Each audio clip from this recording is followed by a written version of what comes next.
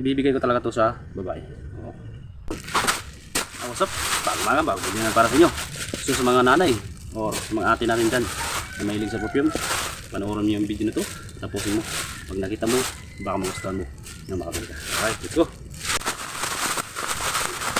Yes, yan ako. Yan, mga ate, right?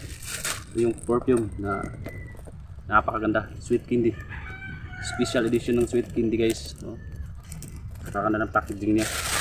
Saka affordable lang. Pag tignan mo, para mamahalin, pero napaka affordable lang ito.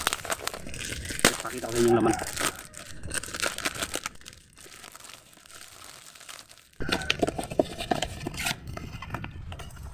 Karan, oh.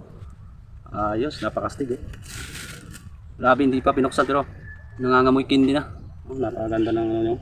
So sa mga pambabae talaga to. Bumili lang ako para try ko yung bango niya dahil yung iba bumili ito, napakabango daw.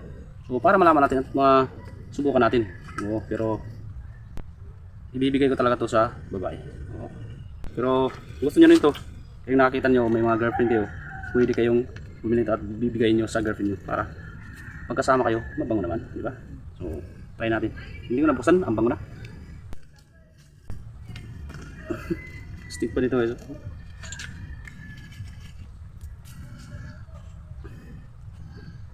Pambabae talagang amoy. Tsaka ang bango. Napakabangong perfume guys. Bagay na bagay talaga sa mga babae. So, sa mga jowa nyo, bilan nyo naman. Affordable lang, abot kaya para maging mabango pagkasama nyo. At saka, siyempre, parang gift na rin sa kanila, di ba? So mga mami natin dyan, naghanap kayo ng perfume at affordable na perfume, ito na yun. So if you want this, just click in the yellow basket. Thank you for watching. See you in the next video. May God bless you.